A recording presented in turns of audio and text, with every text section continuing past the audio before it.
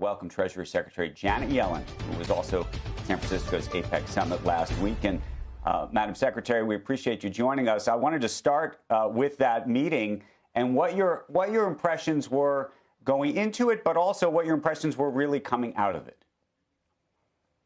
Well, clearly this was an opportunity for President Biden and President Xi to deepen their communication, to try to make some concrete progress on things we can work on together. Coming out of the bilat, there was an important agreement concerning working on fentanyl, which is killing 100,000 Americans a year, and importantly, military-to-military direct communication, which had lapsed and is extremely important. President Biden expressed the importance of avoiding conflict, that we want healthy competition, but want to avoid conflict. And President Xi certainly agreed with that approach.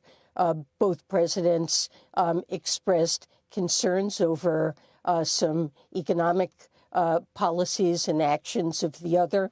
But importantly, there was a recognition that we have an opportunity to work together on things of mutual concern and concern to the globe, things like climate change and debt and constructive collaboration, I believe, will be coming going forward. Did you feel any more confident coming out of this around the future of Taiwan and Taiwan's independence? And the reason I ask this question is from the readout that came out from that meeting, there was a suggestion that President Xi still does have every ambition to, one way or the other, take over that country. But at the same time, that he doesn't necessarily want to do that militarily. He said publicly with some of the CEOs he does not want to have some kind of military confrontation. But how do you square those two ideas, and how do you think Western and U.S. businesses are supposed to think about that? Well, President Biden made clear that our China policy, our Taiwan policy, has not changed at all, and that we want to see peaceful relations continue, and certainly to avoid military action. This is clearly a very important issue from China's point of view, and President Xi did express the view that it's important for Taiwan and mainland China to unify. He certainly expressed the desire to have that occur by peaceful means. But President Biden said our policy remains unchanged from what it's always been with respect to Taiwan. Was there any additional conversation about companies like TikTok? I know that and ByteDance that owns TikTok, there's been real questions about the national security concerns that it may represent and some of the things that are pouring through social media at Americans now over the last month as it relates to the attack in Israel and the like. And I'm just curious what kind of conversation, if there was, might have related to that.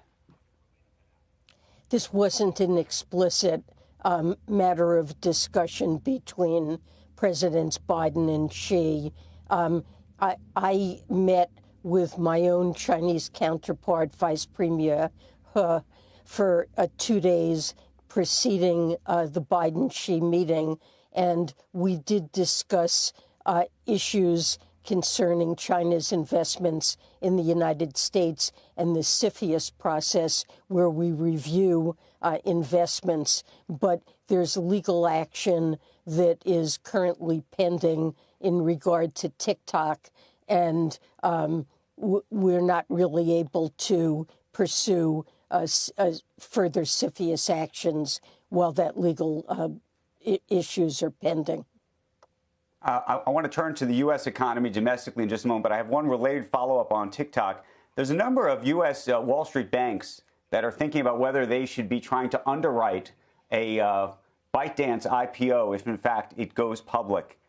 Should they? What do you think the issues are around doing something like that, given the concerns that I think you and others around Washington have expressed around that company?